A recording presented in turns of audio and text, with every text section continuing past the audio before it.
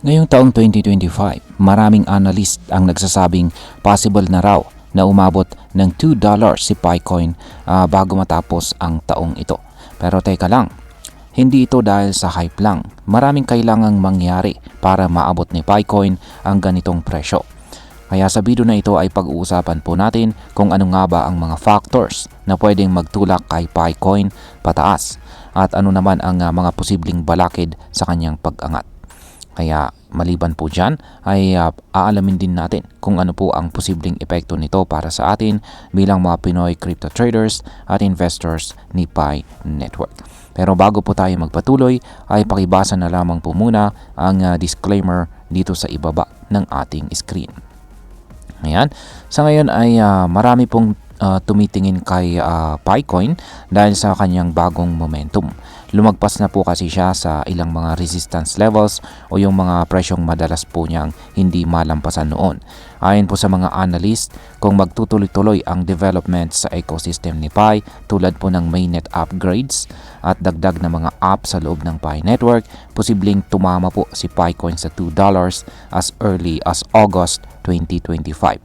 Pero syempre, kahit promising po ang galaw niya ngayon, hindi natin pwedeng sabihing sigurado na ito. Marami pa siyang kailangang patunayan. Kaya, ayan, ano ang mga kailangang mangyari para umabot si Picoin sa presyong $2? Una po sa lahat ay kailangan ng real-world utility nitong si Picoin. Ibig sabihin ay dapat may tunay na gamit si Pi sa mga negosyo at araw-araw na transaction. Hindi po sapat na may token ka lang sa phone mo na walang totoong halaga sa labas ng app. Pangalawa ay ang app development. Kung mas maraming developers ang gagawa ng apps gamit po ang Pi Network, mas dadami ang dahilan ng mga tao para gamitin si Picoin. Kapag ganun, tataas po ang demand. Pangatlo ay ang third-party integrations. Kung pumasok na po si Picoin sa ibang platforms tulad ng mga e-commerce, online wallets, o fintech services, doon po siya magkakaroon ng mas matibay na pundasyon sa market.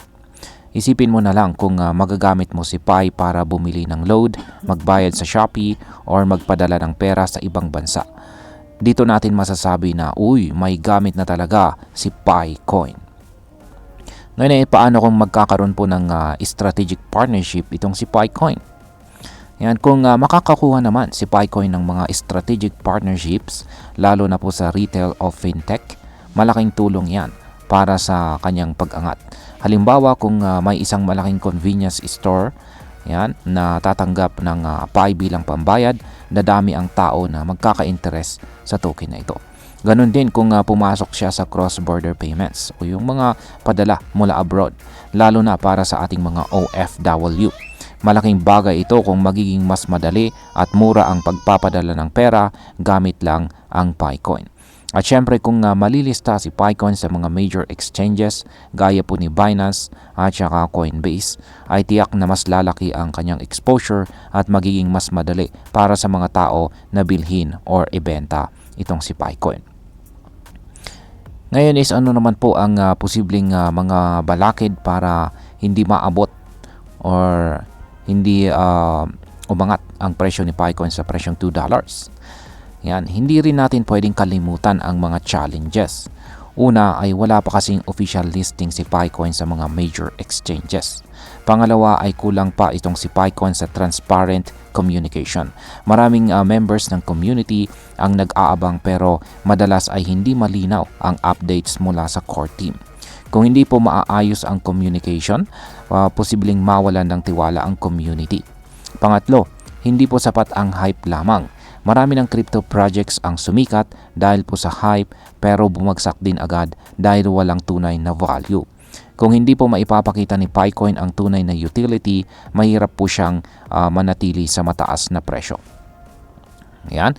Ngayon ay pag-usapan naman po natin ang posibleng epekto nito para sa atin bilang mga Pinoy crypto traders at investors ni Pi Network. Para sa atin bilang mga Pinoy, malaking bagay kung maging matagumpay si Picoin. At bakit? Dahil marami po kasi sa atin ang matagal nang nagmimina ng Pi gamit lang ang ating cellphone. Hindi natin kailangan ng malaking kapital para makakuha ng tokens. Kaya kung umabot man talaga siya ng $2, malaking ginhawa ito para sa mga ordinaryong Pinoy. Isipin mo kung meron ka pong 1,000 na Pi at umabot po siya ng $2, meron ka ng $100,000 kaagad. Pero syempre, hindi ito garantisado. Kailangan mo pa ring bantayan ang developments, lalo na kung kailangan at lalo na po kung kailan at paano ilalabas ang mainnet sa public exchanges. Kung mangyari man ito, malaking tulong ito sa ating ekonomiya, lalo na sa mga lugar na hirap sa access sa bangko at saka traditional na financial services. Ang Picoin ay pwede pong maging tulay para magkaroon ng digital financial access ang mas maraming Pinoy. Yan, bilang panghuli, ang masasabi ko naman tungkol dito ay para sa akin si Picoin ay isang project na may potensyal, pero dapat natin siyang tignan sa realistic na paraan. Hindi po sapat ang dami ng users or dami ng namina na tokens. Ang malaga po ay kung paano po siya magagamit sa totoong buhay.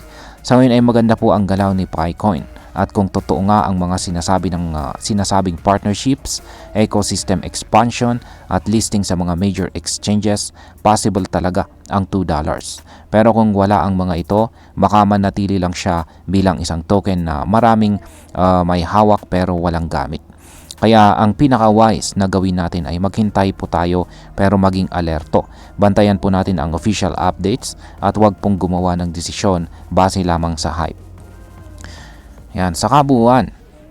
Yan, aabot pa talaga itong si Picoin sa presyong $2 ngayong taong 2025? Ang sagot po dyan ay posible pero hindi sigurado. Kung matutupad ang mga kondisyon gaya ng mainnet launch, strategic partnership, utility sa real world at saka major listing, may tsansa si Pi na abutin ang $2 or baka higit pa. Pero kung kulang po sa aksyon, maaring hindi umabot sa presyong ito. Kaya bilang isang Pinoy crypto trader at investor, mahalaga pong maging maalam at maingat po tayo. Dito sa mundo ng crypto, hindi po sapat ang tsamba. Kailangan din natin ng research at saka timing. At ayan, hanggang dito na lamang po tayo sa video na ito mga ka-crypto. Marami pong salamat sa panonood. Ingat po tayo lagi at God bless po sa ating lahat.